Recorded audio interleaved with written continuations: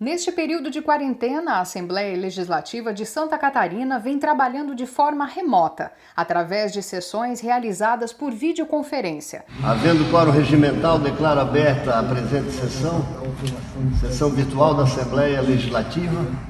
Apesar de todos os esforços estarem voltados para a questão do coronavírus, o governo estadual não retirou o pedido de urgência pela votação do PL 431 de 2019, que solicita a aprovação do empréstimo de quase 2 bilhões de reais junto ao BID, a ser pago em dólares até 2032. Em conformidade com o posicionamento apresentado quando o projeto foi discutido na CCJ em 2019, a deputada Ana Campagnolo votou contra, por entender que o empréstimo é péssimo para o Estado, questionando o momento em que foi trazido à pauta por se tratar de um assunto desvinculado das questões relacionadas à pandemia.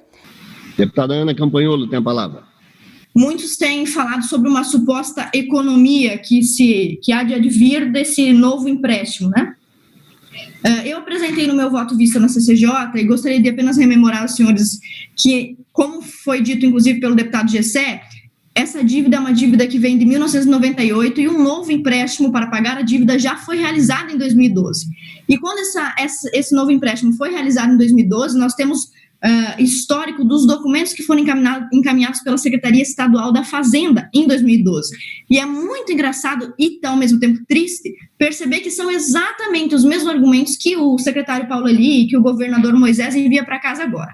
Se dizia em 2012 que o refinanciamento da dívida serviria para utilizar a suposta economia que viria nos anos seguintes em investimentos na educação, infraestrutura e toda sorte de investimentos.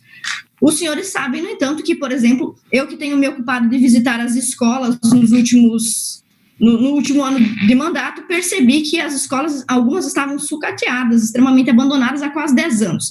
Então, esse argumento de que haverá uma economia e essa economia será usada para investir em coisas com benefício à população, já é um argumento manjado, já foi utilizado em 2012 nos documentos apresentados pela Secretaria de Educação da Fazenda, a respeito desse contrato, que é o contrato 01298, né, lá de 1998. E se repetem agora argumentos de que esse dinheiro vai ser investido, sendo que nós observamos no histórico do nosso Estado que não houve um investimento exacerbado, sequer um investimento sutil que tenha sido notado do refinanciamento dessa dívida.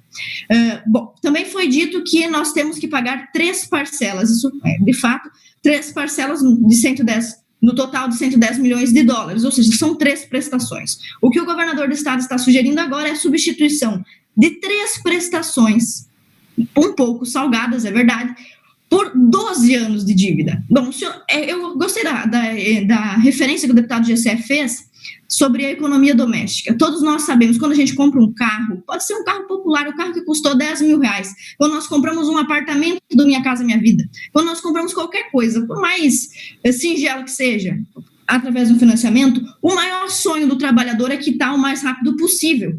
Se ele puder, economiza aqui, economiza ali, vai lá, quita o saldo da dívida, procura o banco, vê quanto falta para diminuir o valor da parcela, para pagar o quanto antes. Se ele recebe um FGTS, se ele recebe uma herança, ele vai lá e quita a dívida que ele tem.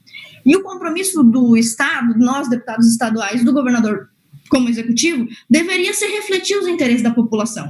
E eu entendo assim, se o trabalhador, que na verdade é ele que vai pagar essa dívida, é importante dizer que quem paga essa dívida não somos nós, deputados nem o governador, é o trabalhador. Será que ele vai querer pagar essa dívida em 12 anos se ele pode quitar em 3 parcelas? Evidentemente, na minha opinião, é evidente que não. Até porque o argumento mais sobejado aqui a esse respeito é o de que vai sobrar dinheiro. Veja, nós temos contraindo uma dívida maior de 12 anos, não vai sobrar dinheiro por 12 anos, vai faltar dinheiro por 12 anos, porque nós estaremos pagando essa parcela por 12 anos. Se de fato nós teremos que pagar 3 parcelas salgadas nas próximas 3 parcelas, isso é verdade, isso me parece muito mais vantajoso do que continuar a pagar parcelas por 12 anos. E ninguém garante que lá no final, nas últimas 3 parcelas, não venha um novo governador com esse vício de propor um novo empréstimo para pagar empréstimo.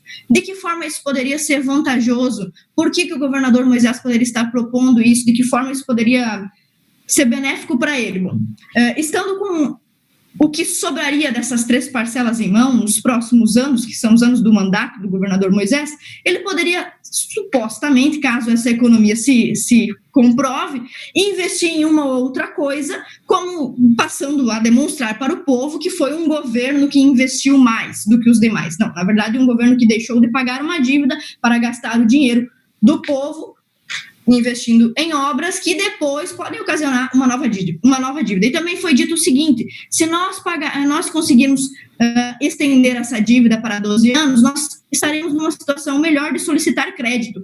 Ou seja, vamos atrasar o pagamento dessa dívida para que nós possamos contrair novas dívidas. Basicamente foi isso que foi dito em alguns momentos. Bom, a pergunta é, se nós temos condições de contrair novas dívidas para novas obras monumentais, então pelo menos se pague essa primeiro.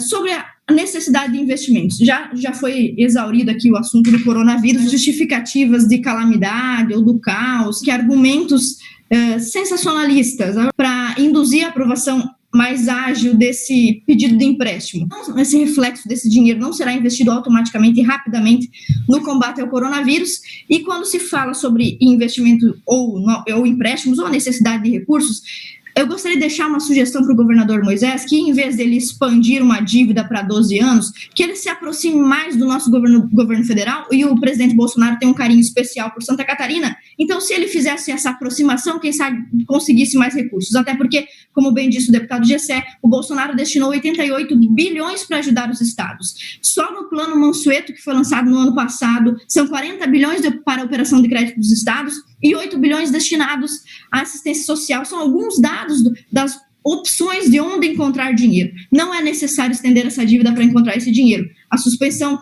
inclusive o Bolsonaro também permitiu a suspensão parcial, temporária das dívidas dos estados com a União. Então, quero deixar aqui o meu voto contrário à proposta inicial e que, se for de consenso que se vote mesmo assim, que então seja através da emenda substitutiva global apresentada. Muito obrigada. Apesar das razões apresentadas pela deputada, o empréstimo que o governador busca fazer foi aprovado com 30 votos favoráveis e apenas 9 contrários.